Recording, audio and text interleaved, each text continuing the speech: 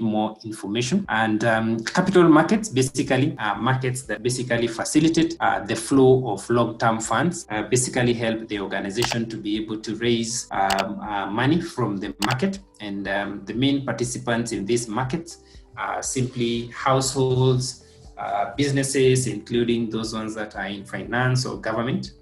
And they are normally regulatory bodies that actually play a role in shaping these markets as expected. And also the capital market securities are also expected to generate a higher annualized return to investors against the money market securities that have a higher degree of liquidity. So capital markets are part of the larger financial market where financial assets may actually be purchased or sold, and also one-party transfer funds by purchasing some financial assets previously held by another. So participants that basically provide funds are also called surplus units, while the participants that actually obtain funds are called deficit units, and the main providers of funds will be households in this regard. And what the financial markets do, they're able to facilitate the flow of funds from surplus units to deficit units. And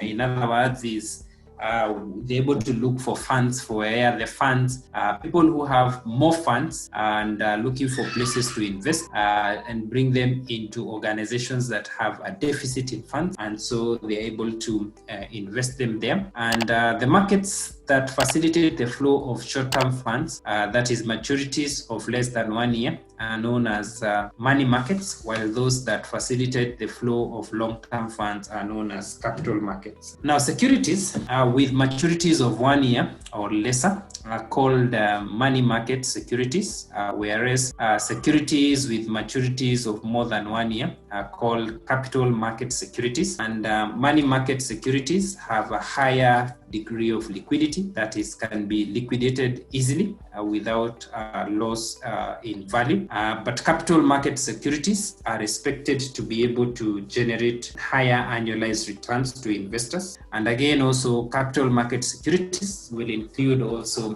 government bonds issued by the union or state governments, or corporate bonds issued by corporations and companies, or mortgages as issued to households, corporate bodies, or individuals, and also equity shares that are issued by companies as well. And so the other thing is stocks also called equity securities, and these are basically certificates representing partial ownership in the companies that actually are able to issue them. And the latter, including the capital markets, because they have no maturities and therefore considered as long-term sources of funds. The other thing is also the bonds and mortgages represent debt, whereas equities will represent ownership. And one of the things that we know about capital markets is that they are heavily regulated, and every country basically has an agency that manages the capital markets. And in many markets, entry by foreign investors is actually restricted. And so market equity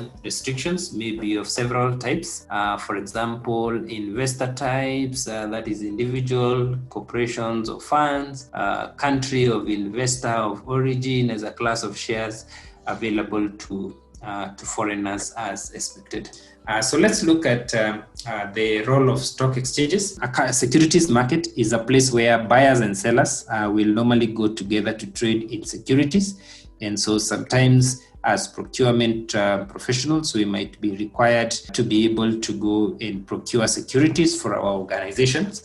And the person who buys bonds issued by the government through RBI is part of also the securities market. And the securities market is usually divided into two broad classes.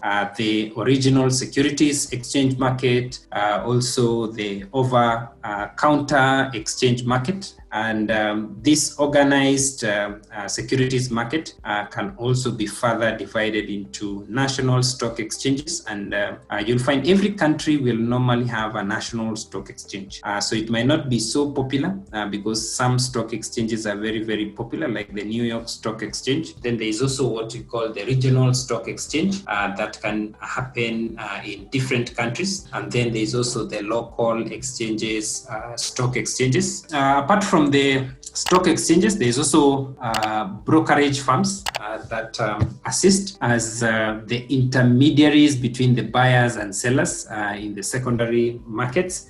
And brokers will normally receive orders from customers. And once they're able to receive orders from customers, they're able to pass those orders onto the exchange through a telecommunication network. And orders are frequently executed a few minutes later. Then again, also full service brokers offer advice to customers on stock to buy or sell, and discount brokers only execute transactions that are actually desired by customers. And then stock exchanges normally provide a secondary market that basically allows investors flexibility in spending, which will not be possible if they were to hold securities until they were actually redeemed. So that's basically what we needed to say about the capital markets. And also we have also spent some time also looking at the capital budgeting techniques, and we have looked at the different techniques we can use and how to calculate